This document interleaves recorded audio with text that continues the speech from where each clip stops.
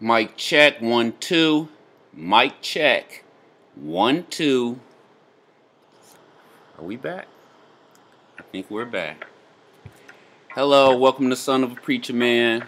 I'm Troy, and I'll be your host this fine evening. I want to thank you for joining me once again. I think this is video 5. It's showtime, baby. Time to pronounce my ERs and ORs, because now we're in the public domain. And as you can see, I got the slow groove on, because, I'm just going to take it slow today. We just chilling. We're going to have a conversation. And we're going to be discussing one of my favorite topics in the whole entire universe. Giants. Yes, that's right.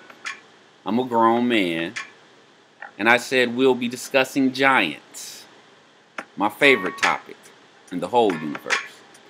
So, couple announcements before we begin. First of all, I'd like to thank everybody for the love and support that I've been getting. It's very encouraging. Next, I want to tell you that we may run a little over the hour, maybe like 10 minutes.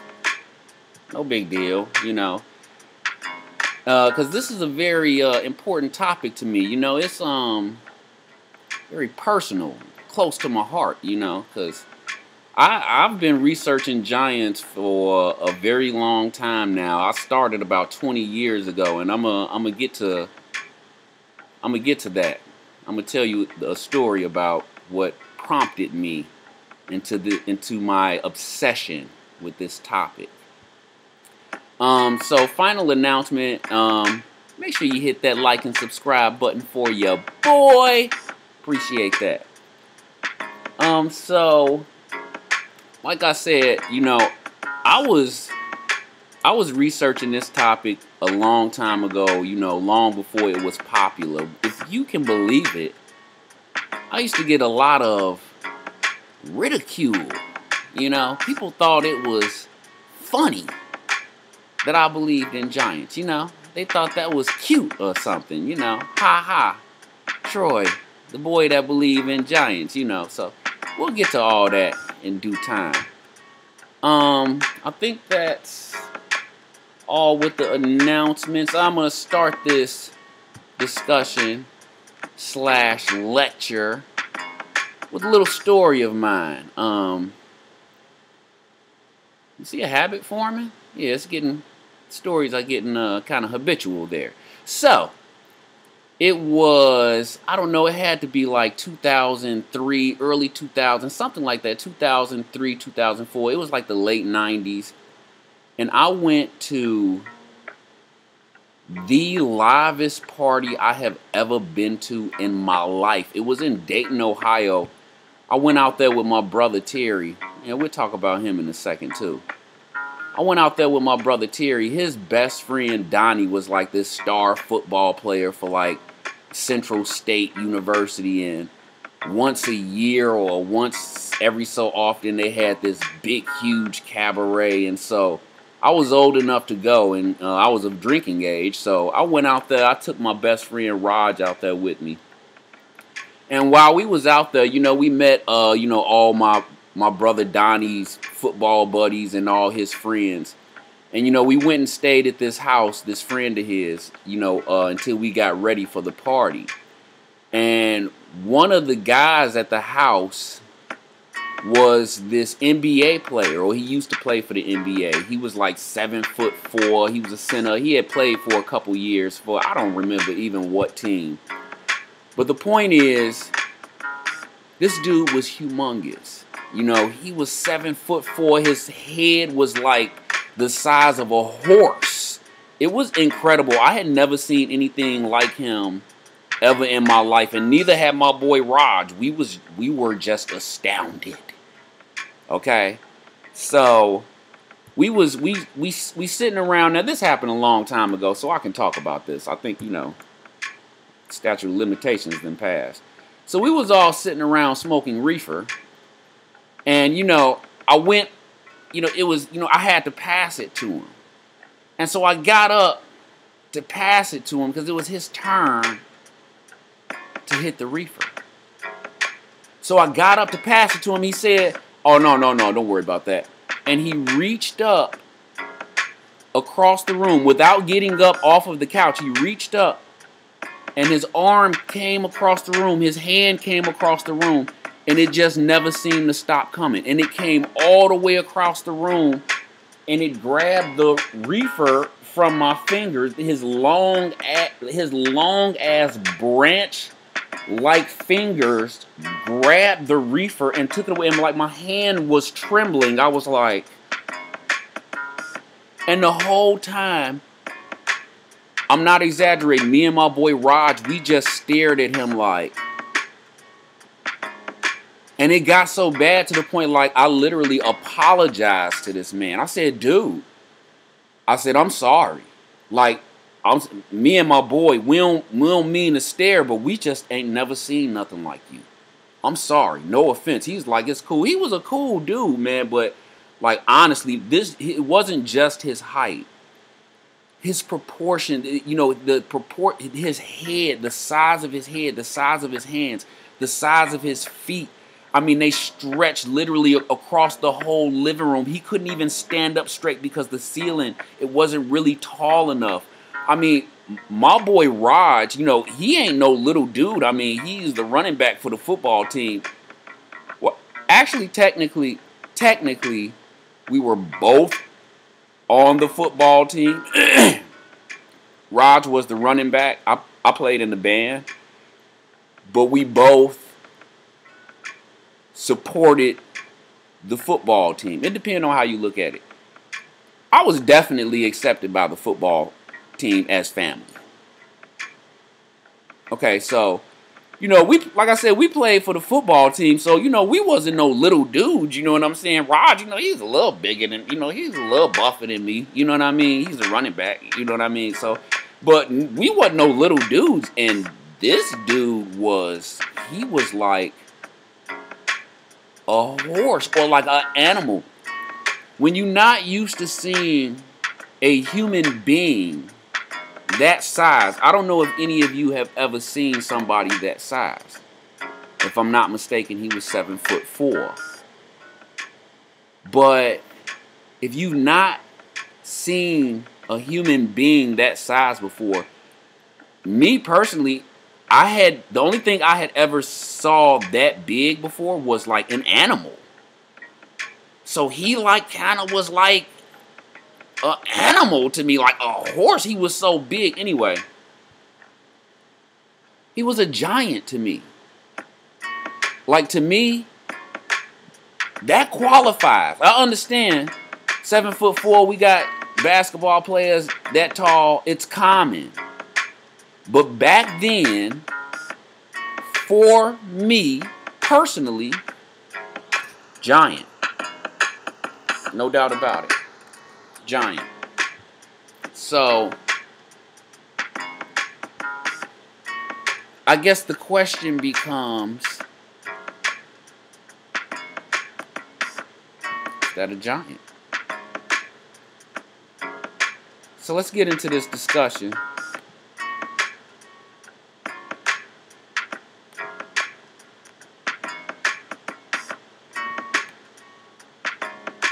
Sorry, that always bothers me.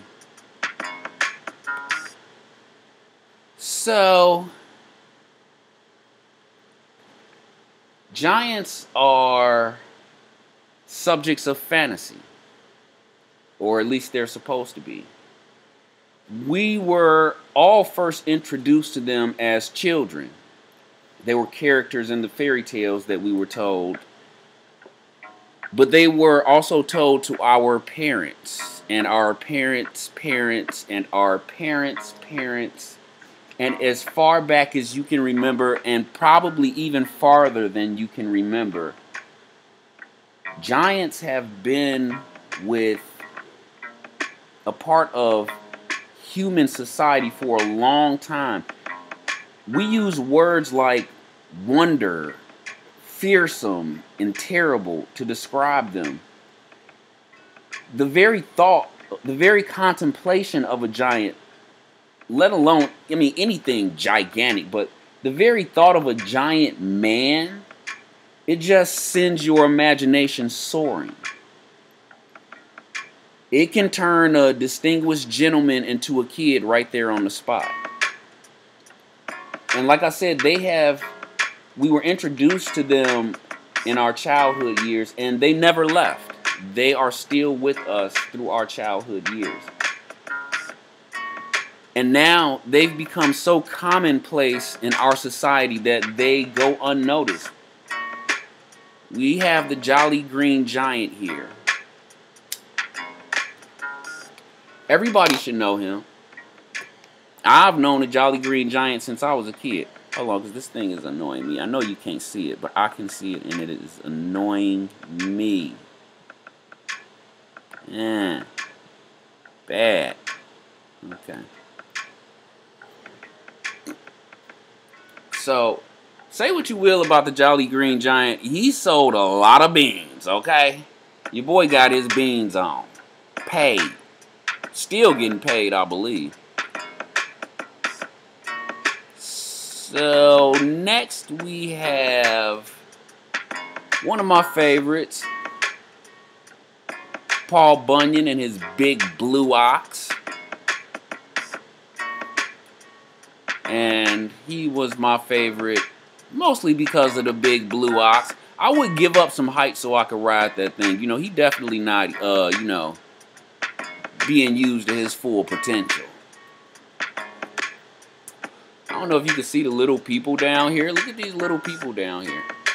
I didn't even see that at first when I put this picture on there. So, anywho, another one of my favorites, Jack and the Beanstalk. You know, just, this is stuff we all know, right? You know, what I'm trying to do is, let me explain something to you. I'm sorry. I'm really sorry for this. Let me explain what I'm trying to do here.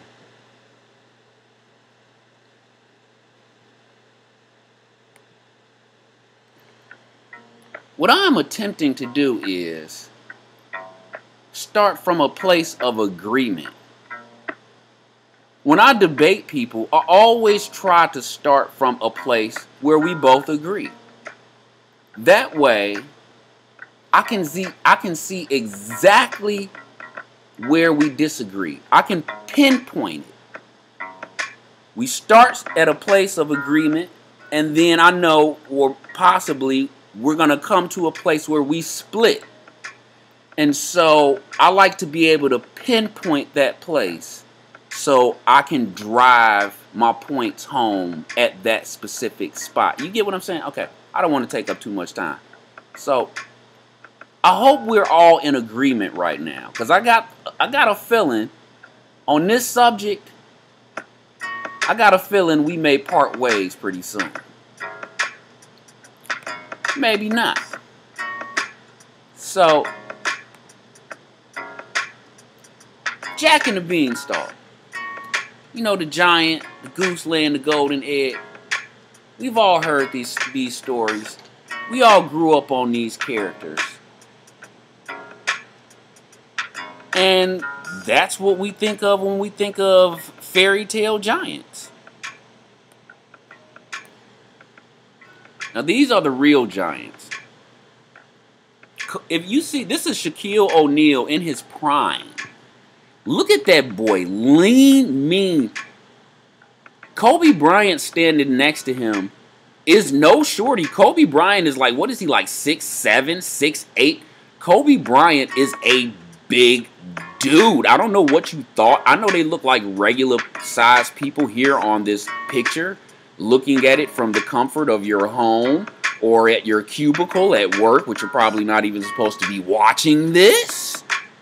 But I appreciate it. Neither one of these dudes are little dudes. Kobe Bryant is tall as hell. And Shaq dwarfs him. It's not just Shaq's height. He's 7'1", 300 pounds, only got like 4% body fat. This man is a monstrosity. This ain't just like no little lanky, skinny, tall dude. Man, this dude is humongous. This dude is a little taller than me. And look, Shaq is walking up on him, looking down on him like a child. Now look at Shaq next to 7'6" Yao Ming. Who's the dwarf now?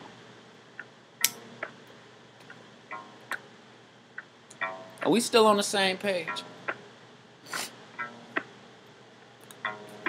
Are we still in agreement?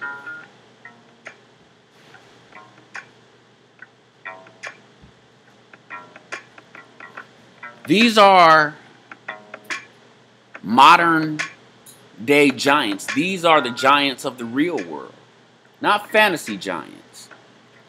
This is what we got. If they're not big enough for you, I'm sorry. I mean, that's pretty big. 7'1" is pretty big. 7'6" is humongous. I don't know if you can work those numbers over in your mind. These men are of enormous stature and in enormous shape. So it gets me to the part in this lecture where I tell another story. I'm going to tell you how and why I became obsessed with giants.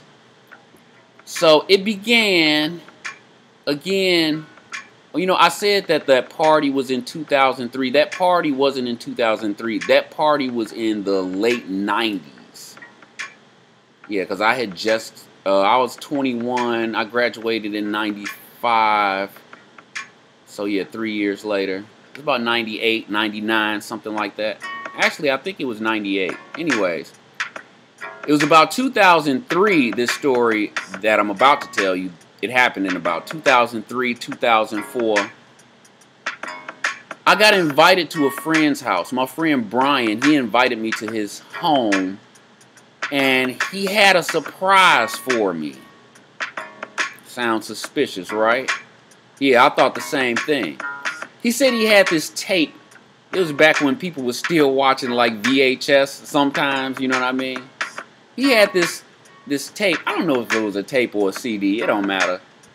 He had this tape that was supposedly banned in the United States. It was called the Zeitgeist.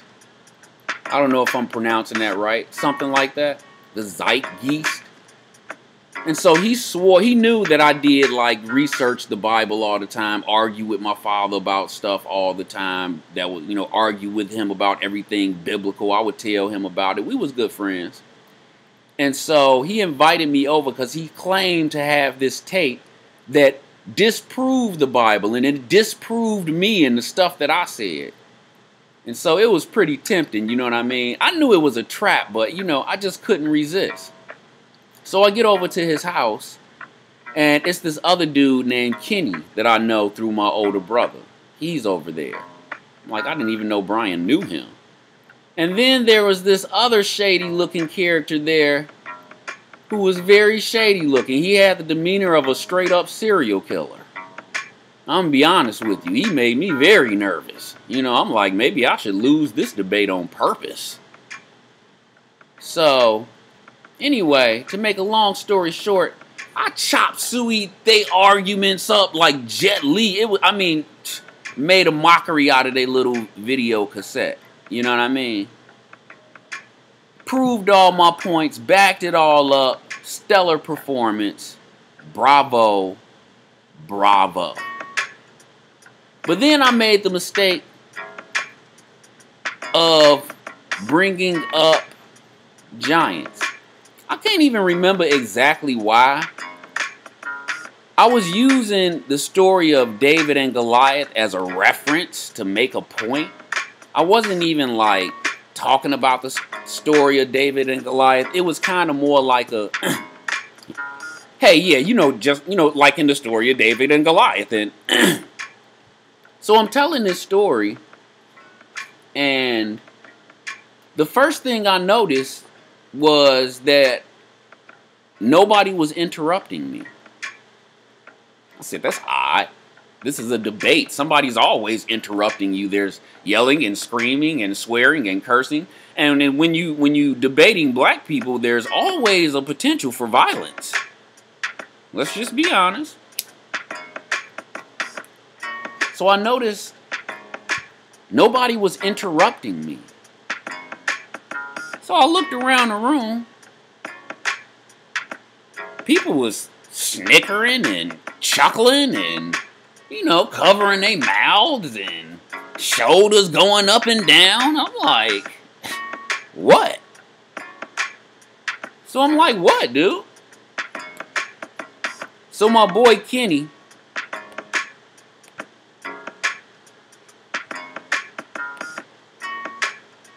I shouldn't say my boy. This dude I knew through my brother Kenny. You know, all these dudes are way older than me, by the way. You know, all my friends was way older than me all throughout life. So I'm like, what? And Kenny's like, nothing. Just keep talking. Just keep talking. Oh, I kept talking. And, you know, I go on with my example. And next thing I know, these three dudes is just cracking up laughing. Like, the one dude was laughing so hard. Kenny was laughing so hard, his feet were going like this. I don't know if you can see. You see my feet? His feet was going like, kicking like he was a baby throwing a tantrum. He was laughing so hard. And that's when I realized, Troy, they're laughing at you. I said, they think that's funny. So, and did they ever think it was funny? I mean, dude, they was holding their sides. They were in pain. They were laughing so hard, they were in pain. They wanted it to stop. But they didn't really, did they? No, they didn't want it to stop. They got up wiping their brows and clutching their chests and needing refreshments from dehydration. Oh, they had a dandy old time laughing at Troy. So I went and told my brother about it. My brother Terry. And you know, let me tell you, my brother Terry, he's a real piece of work, okay? I mean, on the outside, he's your typical older brother, you know, growing up, you know, he was always touching things that didn't belong to him, ruining my stuff, sleeping with random and stray whores in my bed. You know, typical older brother stuff. But beneath that thin and shallow exterior is something nefarious going on.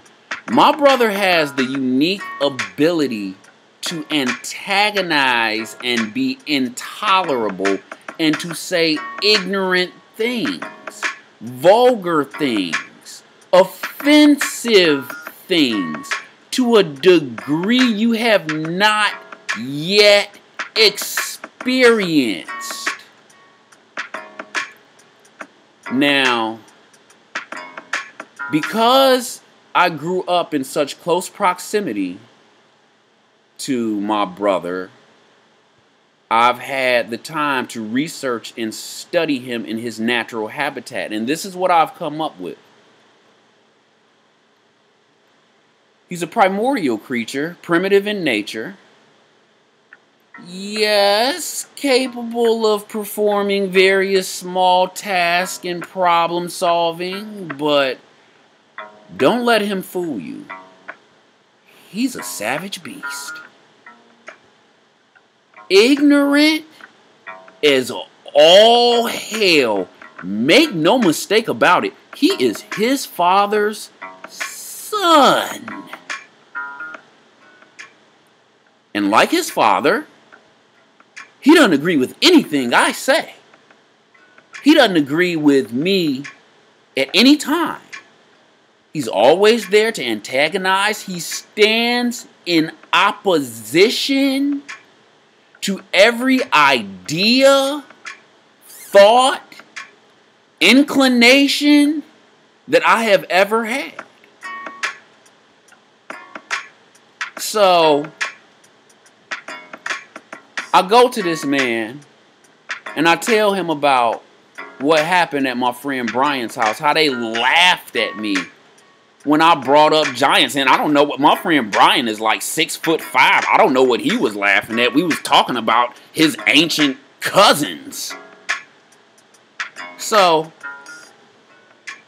I go to tell my brother, and my brother, of course, he does exactly what I think he gonna do. Oh, of course they laughed at you. I'd have laughed at your dumb ass too. You going on somebody's house talking about some damn giants. Troy, come on, man. I'd have laughed at your dumb ass too. You stupid as hell. Okay, so that's what I expected. So I know what you're thinking to yourself. You're thinking, well, why did you go to him in the first place? You knew that he was going to do nothing and be of no help whatsoever. So why did you even say anything to him? Well, I'll tell you why. I want to tell you why. Every blue moon, every so often, my brother will open the black abyss of ignorance that he calls his mouth and will say something brilliant. Will say something useful. Will say something beneficial. And he does it every so often. It's like Halley's Comet. Okay? And so I know he's capable of this. And so I just held out for hope. And I was rewarded. Because my brother said something that changed my whole view on the subject of giants. I pressed him. You know, he's telling me how stupid I am for going in somebody's house and talking about giants. And he's telling me about how he would have called me stupid too. And I'm like, wow, what's wrong with talking about giants? I'm like, I believe in giants. They real. I'm like, why should I be ashamed to talk about that? What, you don't believe in them? Troy, he like, Troy, giants, are you serious? You dumb as hell. And I'm like, what, you don't believe in giants? Well, say you don't believe in giants. Because he never gives a straightforward answer. He always gives these vague, roundabout answers. So I pressed him on it. I said, dude, just say. I said, what, do you not believe in giants? Are you saying that giants aren't real? The Bible talks about giants. David fought Goliath. Are you saying that you don't believe that Goliath was a giant? And I'm like, dude, you never answer my questions. He's like, I do answer your questions. I did answer your questions. I'm like, well, answer this question. I really pressed him on it. Do you believe in giants? Yes or no? And this is what he said.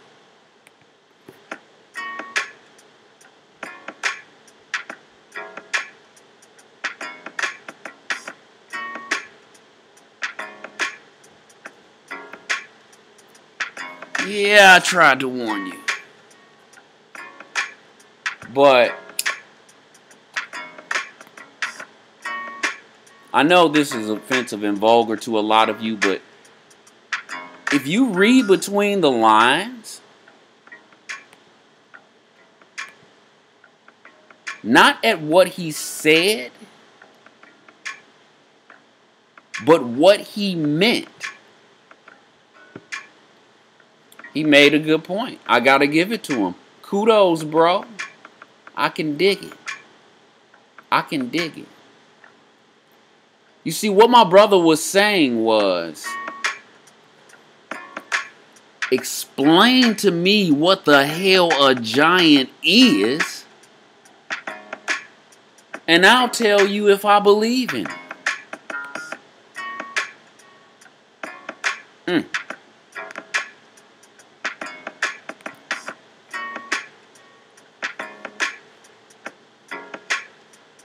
Good point, bro. I've always told you that.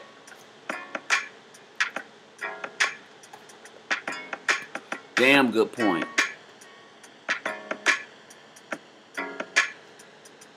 So, the Bible says there were giants in the earth in those days. Giants. That's what it says.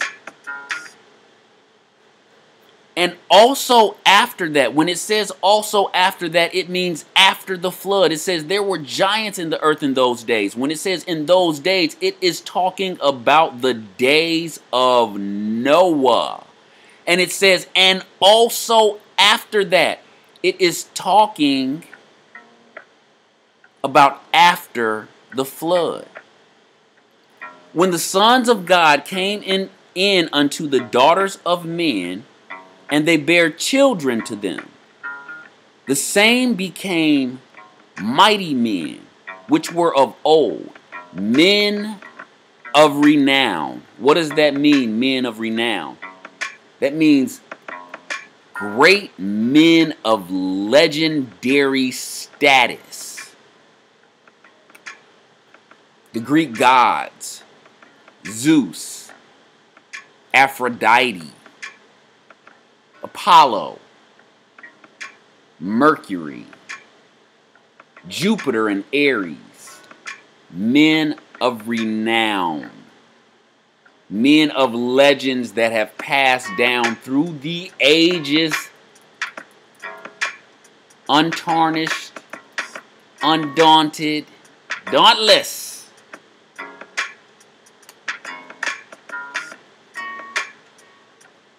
So, what are they talking about? Are we talking about these fairy tale men? Jack and the Beanstalk, Paul Bunyan? Is that what they're talking about when they say there were giants in the earth in those days? Or are they talking about Shaquille O'Neal, Yao Ming, the behemoths of the NBA? Is that what they mean when they say there were giants in the earth in those days? When I was growing up, this was the giant of the day.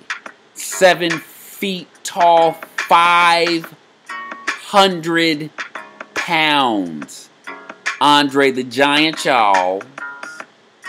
Andre the Giant. This is the giant of today. Avenger, Marvel superhero, the Hulk. I think he's like almost 8 feet tall, 1,000 pounds, something like that.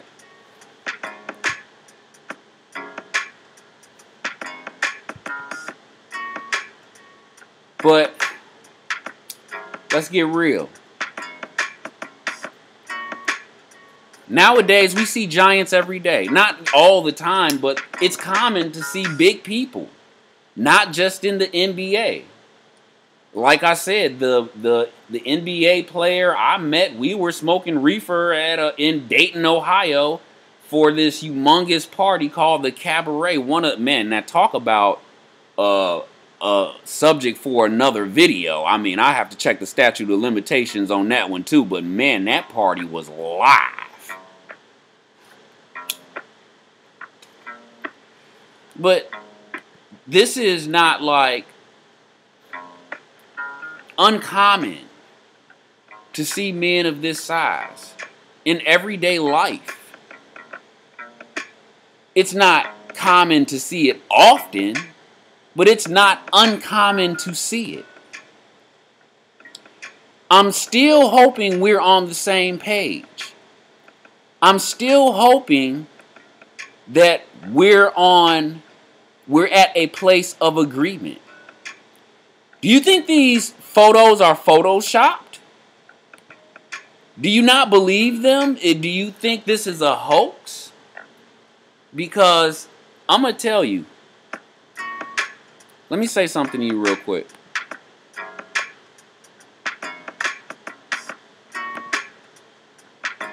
I I should have said this at the very beginning of the video, and I meant to, but I just remembered, so I'll say it now. This is a hot topic now. Back when I was researching it and people were making fun of me because I believed in giants and they saw me with books on giants. It's a hot topic now. More and more people are starting to believe, are starting to research. It's not so funny anymore. Why? Because people are starting to find evidence. Most of the stuff that you read on giants or research on giants, most of the pictures that you see on the internet, most of the stories that you see on YouTube or on the internet, they're all false. 99% of those stories and those pictures are hoaxes. And that's why nobody believes in stuff like giants. They're extremely skeptical because of all the fraud, basically. And I don't blame them. So when I put this video together, I tried to weed all that out because I'm aware that it's true. 99% of the evidence that's called evidence is bogus. There's just no way around that. But there is some solid evidence, and there always has been. There is some undeniable evidence of a giant human race that once existed on Earth. And so I hope you appreciate that I did my best to skim and weed and trim out all the BS. This next slide is of a Turkish Sultan. He is about 8'3", and he holds the record for the tallest man in the world. As you see him there with family, he's a newlywed. Hey, congratulations, buddy. That's his wife right there. Ma'am, I'm so sorry for your situation. It must have been an arranged marriage, okay? I'm sorry. Good luck bearing those kids.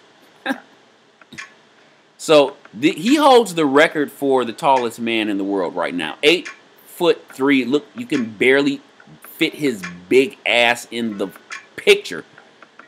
This is Robert Wadlow. He was the former Guinness Book of World Records holder for the tallest man in the world at 8'11", almost 9 feet tall. Let me tell you, these pictures are not Photoshopped. His life story is well documented. He is real, almost 9 feet tall. 8'11", almost 9 feet tall. So I hope we're still at a place of agreement. These are real people. We're talking about giants. And we're at 9 feet. Damn near.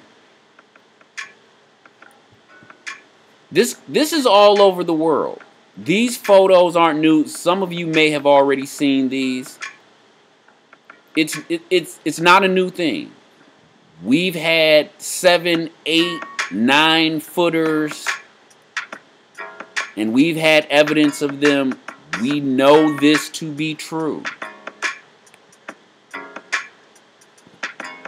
But are these the giants that the Bible spoke of?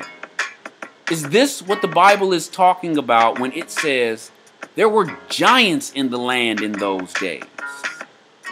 Are these those giants? Are these the descendants of them? I believe actually they are the descendants.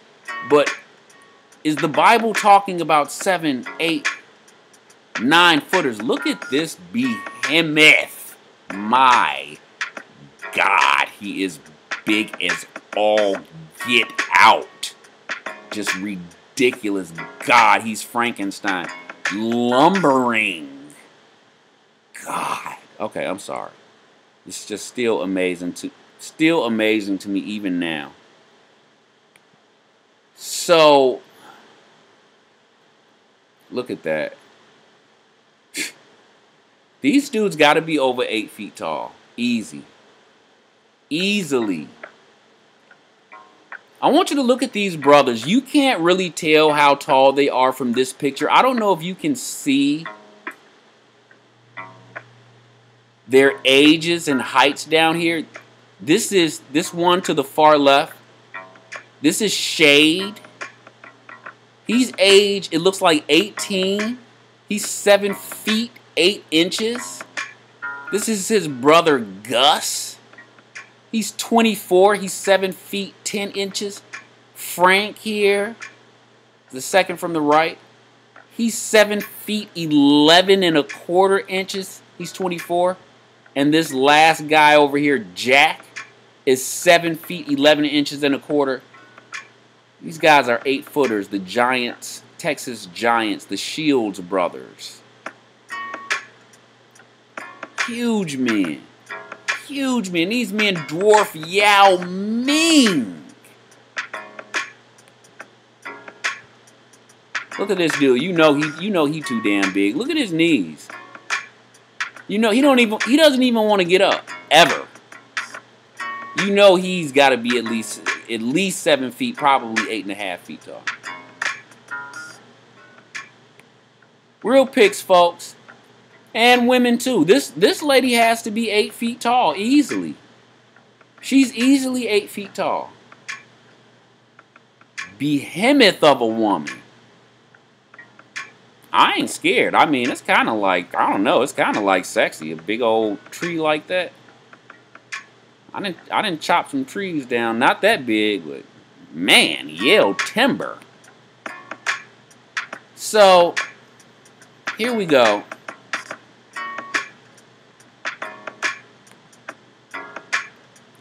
I've shown you pictures of big people. And hopefully up to this point, we're in agreement. Maybe that's what the Bible was talking about when it spoke of giants. Maybe not. We're here at a point now where we can either continue to go further or we can say, problem solved. Question answered. There were giants in those days. Talking about Yao Mings and 8-foot, 9-footers like Robert Wadlow.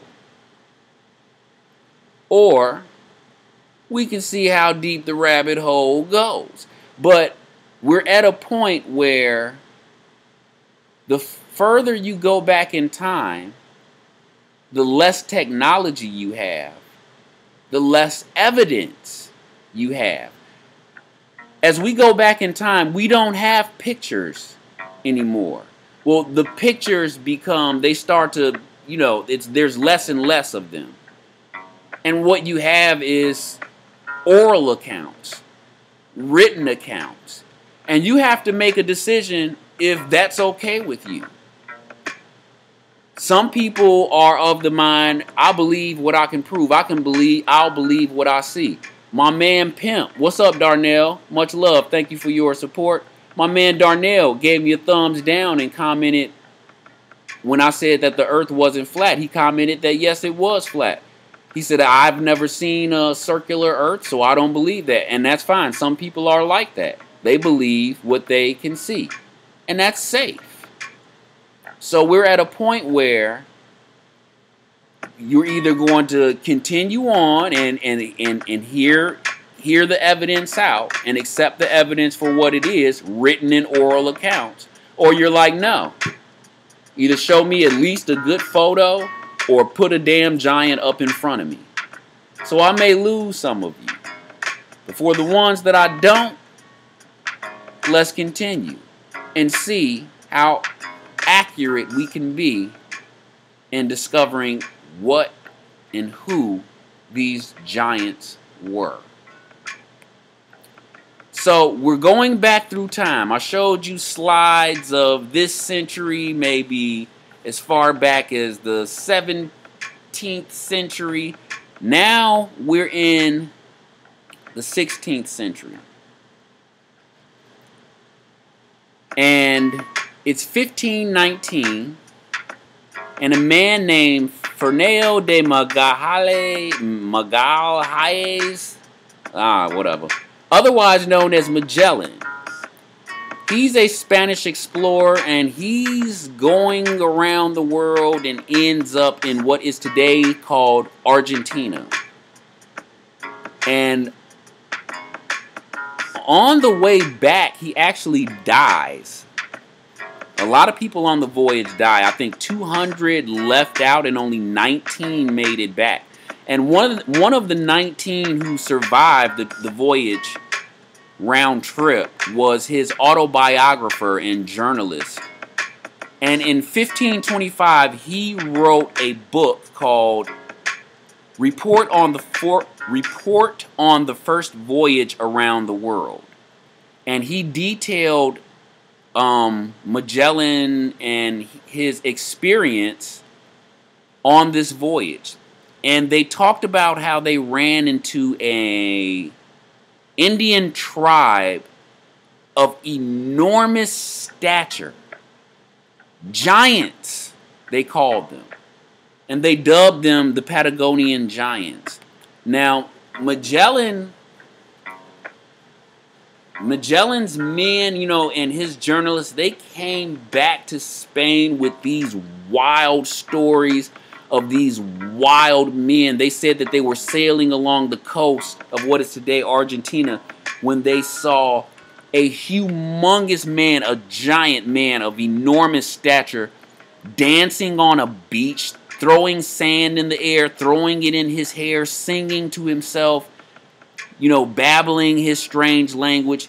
And they made contact with the man, and he was, he was amazed by all their little trinkets and, their technology. Magellan's journalist said when they first made contact with this giant Indian, they said that the giant assumed that they were from the sky.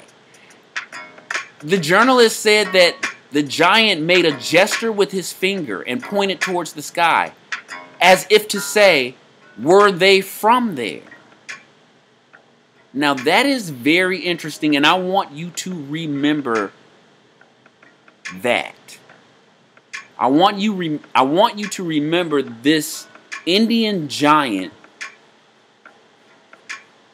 inferring if these Spanish explorers were from the sky. It's going to be very important later, so remember that.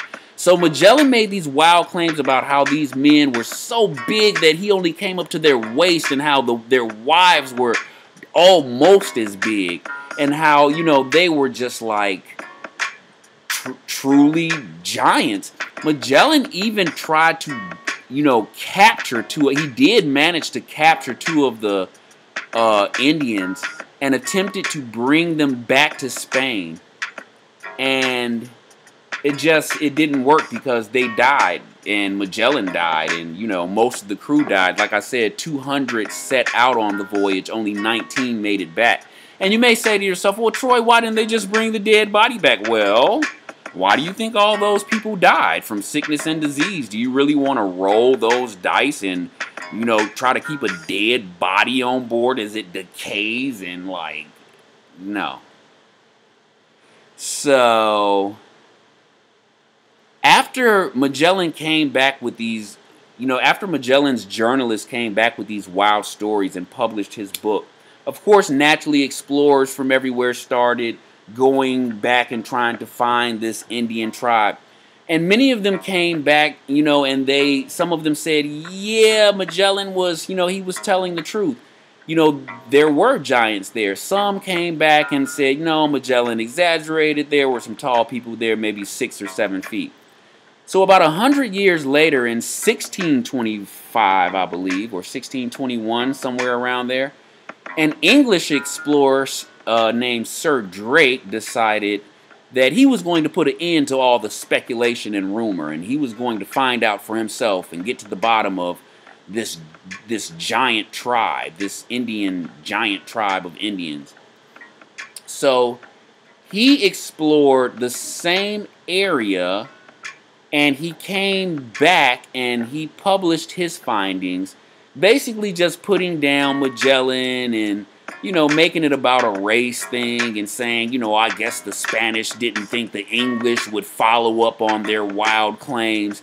These people weren't giants. They were, you know, tall. You know, it is true they were exceptionally tall, but, you know, they were just, that's all. They were just tall people, maybe 7 feet, no more than 7.5 feet tall. Clearly not the 10-foot, you only come up to their waist high giants that Magellan bragged to have found. But here's one thing that Sir Drake did admit. Sir Drake said while there, him and his men did find the footprint of an actual giant. They said that, you know, and first of all, look at this. The giant dude does not look any different. He looks just as big. The only difference is the tall ass dude visiting. I mean, this English dude was probably I can't even talk. This English dude was probably like 6'6" his damn self. But Sir Drake did admit that they found the footprint of, he said the footprint was so big that the largest man in his crew could fit his foot across the footprint, like width-wise. He could step his entire foot and it fit the width, W-I-D-T-H, the width of the footprint. So, in actuality, inadvertently, indirectly, I think he did prove Magellan right. That's just my own personal opinion. Speaking of Indians, their history is chock full of stories about giants. Chock full. Is anybody paying attention to what the Native American tribes have to say? Does anybody care about what Indian culture has to say? I do. And let me tell you something else. I think the rich history of this once great people has been ignored for far too long.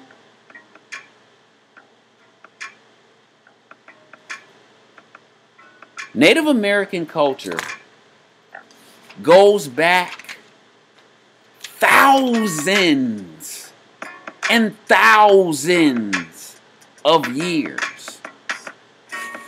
And they have stories about giants that go back for thousands and thousands of years. Why? Why do you ask? I'll tell you why. Because they lived next to them. They fought with them. Went to war with them on certain occasions. Hunted them. Were hunted by them.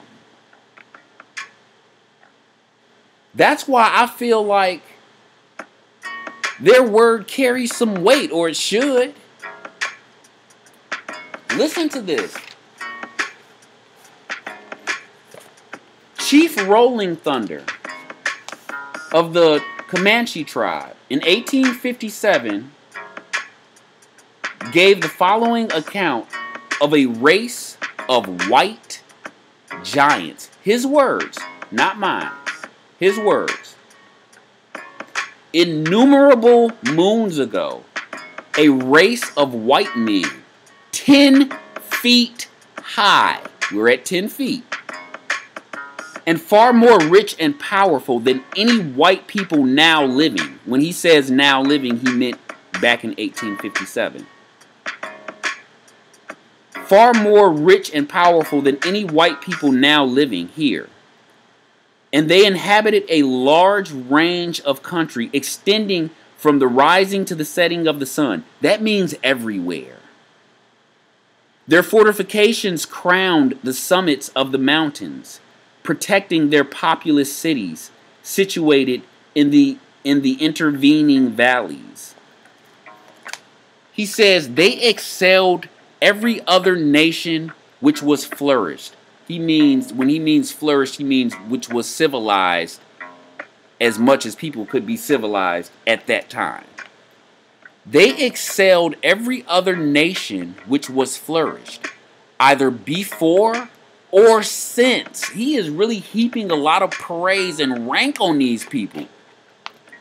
They excelled every other nation which was flourished, either before or since, in all manner of cunning handicraft. They were brave and warlike, ruling over the land they had wrested from its ancient possessors with a high and haughty hand. Compared with them, he says, the pale faces of present day, meaning in 1857, were pygmies, both in art and in arms. Chief Rolling Thunder stated that the Great Spirit, listen to what this man says. Chief Rolling Thunder stated that the Great Spirit wiped out the white giants when they forgot justice and mercy and became too proud. Now hold on. Hold on. We got to pause for a minute. Have we heard that before? Does that not sound eerily similar to the Noah account? Listen to what this says. I didn't talk about this before. I didn't go into very much detail because I was saving it. Listen to what this says and see if you can make the correlation. There were giants in the land. I'm sorry, I'm getting too excited here. There were giants in the earth in those days, and also after that, when the sons of God came in unto the daughters of men, and they bare children to them, and the same became mighty men which are of old, men of renown. Okay, so we have giants roaming the earth. Then it says, and God saw that the wickedness of man was great in the earth, and that every imagination of his thoughts of his heart was only evil continually. And it repented the Lord that he had made man on the earth, and it grieved him at his heart. So you have giants roaming the earth, you have men being evil, and now God's going to bring a flood. And the Lord said, I will destroy man whom I have created from the face of the earth, both man and beast and creeping things and fowl, yada, yada, yada, yada, yada. Do you see what's happening here? Let me tell you. A lot of people think the flood was God. A lot of people think God sent the flood of Noah's time to wipe man off the face of the earth for man's wickedness, because that's what the Bible says. But what the Bible actually indicates is that man was not the root of the problem. If you follow the story, it says that there were giants on the earth. Man was being extremely wicked, and so God wiped them out with the flood. Do you see the correlation? The giants were the root of the problem. Yes, man was being wicked, but it was because of these giants who were roaming the earth. And you will see that in subsequent videos. I will attempt to show how these races and tribes of giants were cannibals. They were murderers. They caused men to worship them as gods. Some versions of the Bible say that they were so warlike that the very earth was wasting away from, like, beneath your very feet. Let me see if I can find it really quick.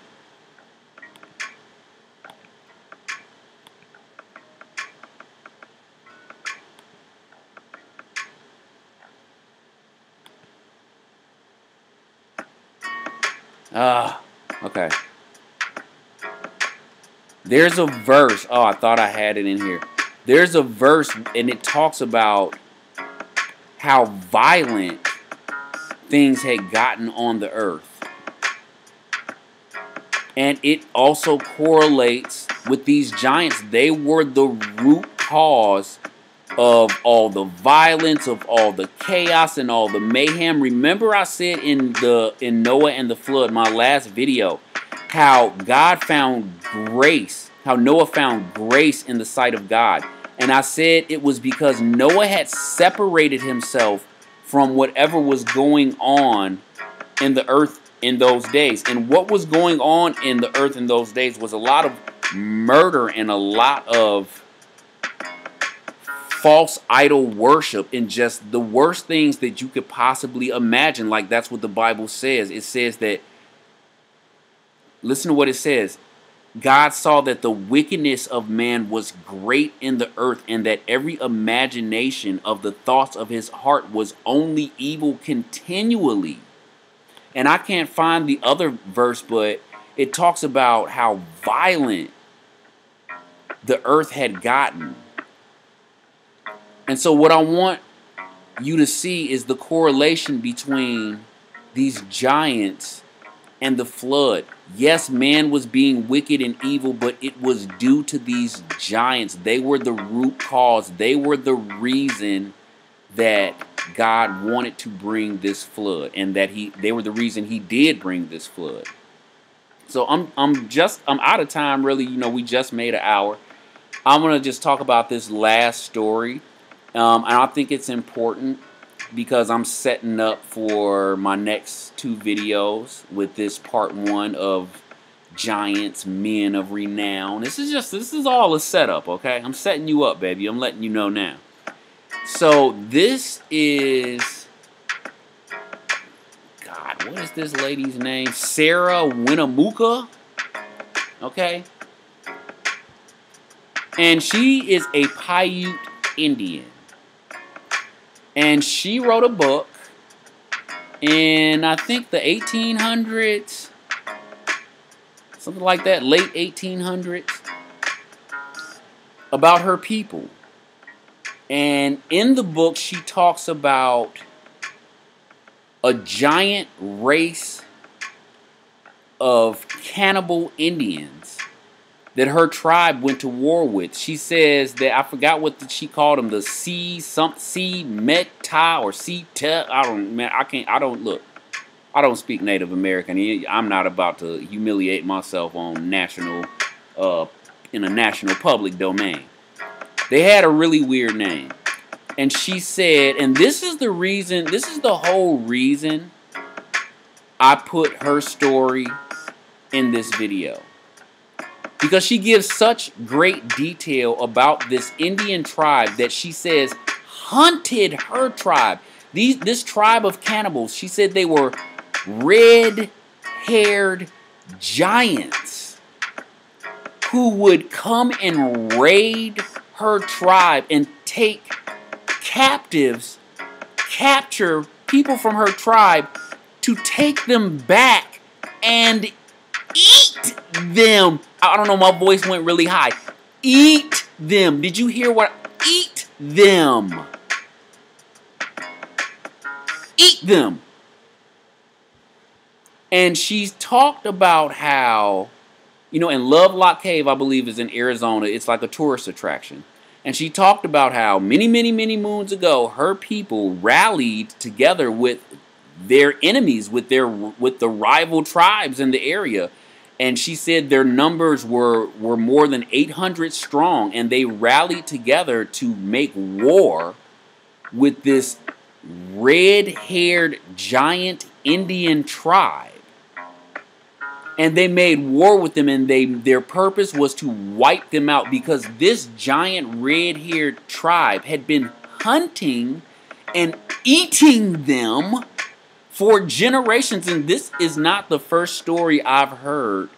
When you dig into Native American culture and you go back far enough, and that is one of the things you will see. The further back you go in time, the bigger these giants get, and it makes it harder to believe without the technology that we have today. You didn't have technology back then, which should make some of you poofers have a better appreciation for technology. So, Sarah says that they banded together, these rival Indian tribes, including her tribe, rallied together over 800 strong and wiped these red-haired giants out. And what she said was there was a remnant of the giants that fled into what is now called Love Lock Cave. And so these Indian tribes that had rallied together, they were once enemies, but they came together, put their differences aside to battle a common foe. And they put their differences aside and they chased the remnant of these red-haired giants into this cave called Love Lock Cave, and they set a fire near the mouth of the cave where, the people in the cave wasn't that big, about 150 feet across, I don't know, maybe 30 feet high. I'm not sure if even that. It probably wasn't 30 feet high. It was probably more like 10 or 15 feet high. Anyways, they chased them into this cave called Love Lock Cave, and they set the mouth of the cave, or set a fire near the mouth of the cave, and the giants burned to death or suffocated. So years later, an archaeologist came and excavated the place. He removed 250 tons of bat shit, guanum, 3 to 6 feet deep. And in the bones, I have to be honest with you, they found 60 human skeletons, the tallest being 6 feet, 6 inches tall. Now you say, oh, Troy, that's not a giant. Oh, you're proven wrong. But that's not the reason that I put this story in here. The reason I put this story in here is for the fact that she said that they had red hair and that they were cannibals. And I think that her oral account will be very credible later on in subsequent videos. You're going to see that that is a common thing. Red hair and cannibalism go hand in hand with these giant races. You will see. But, they're oral accounts, written accounts. Take it with a grain of salt. Believe what you will. I just propose we look at the evidence. Now here's a picture of Love Lock Cave today. Like I said, it is a tourist attraction. But these Native American stories about giants, there are many. Look into them just for fun, or look into them, I take it as, I take some of their stories as history. Some of, you have to break through the way they talk, and their analogies and imagery. But once you do, they're as accurate as any historical account. The Navajo also spoke of a race of white giants called the Starnake people. Their legend describes them as giants, as a regal race of white giants. That's another characteristic that is common, and you will see as we go on. White, red hair, of enormous stature, cannibalism.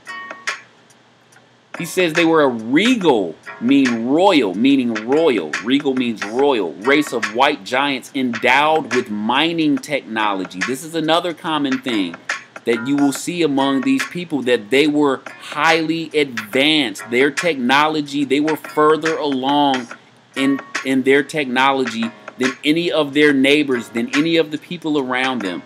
And he says this regal race of white giants endowed with mining technology who dominated the West enslaved lesser tribes. Another characteristic you will see. Enslaved lesser tribes. And had strongholds all throughout the Americas. The Americas meaning both of them. North America and South America. They were either extinguished or went back to the heavens. Another common theme you will see. People thought these people were from the heavens, and these people too also thought they were from the heavens. The Choctaw tribe told of a race of giants that once inhabited what is now Tennessee. The Choctaws say their ancestors fought against them when they arrived in Mississippi. The Choctaws are saying when their tribe arrived in Mississippi, they fought against this race of white giants during their migration. Their tradition talks of the Nahulo, and that was their name for them, the Nahulo. Look, man, I've went way over my time, and you have indulged me, okay? And I want you to know I really appreciate that. I won't hold you any longer, so I want to thank you for joining me this fine evening. It's actually 6 in the morning. I'm really tired. That's why I look like absolute crap. You'll forgive the roughage, okay? My barber is out of town somewhere with his feet up, getting black as hell in the sun, while I'm stuck here at home looking like a werewolf on a full moon. So I apologize for the shrubbery, you know. We are talking about biblical things, so I should be looking like a black disciple. And it's Halloween, so I was Black Moses for Halloween. All right, that's why you got to see all the. All right. So anyway, man, honestly, I want to thank you for joining me, and I want to thank you for staying with me and indulging me this last hour. I'll see you next time on Son of a Preacher Man for part 2 of Giants, Men of Renown. One final announcement before I go. I had to change the name on my channel from Son of a Preacher Man to Soapman. Soapman just is like an acronym for Son of a Preacher Man. You know, the S is son, the O is of, the A is the P is preacher, and then there's man. Get it? Soap man, son of a. Okay, anyway, I had to change it because people who were trying to find my channel weren't able to find it. They were typing in "son of a preacher man" and like a list of songs came up. Like you scroll for like 100 scrolls and it's nothing but songs of that song, "Son of a Preacher Man." And so people weren't able to find me, so I thought of like a little clever way to like, you know, get around that, and that's what I came up with, Soapman. So the channel is now called Soapman. You can't abbreviate it at all, so it's just Soapman, one word. Make sure to hit that like and subscribe button once again, and make sure to tell your friends, give me some pub, you know what I mean? Get my name out there, give your boy some help. And also, I need feedback. I've been getting a lot of positive feedback so far, but negative feedback is also welcome. Tell me what I can do better. Tell me what I can improve on. Let me know what I'm doing right. Okay, thanks a lot, y'all.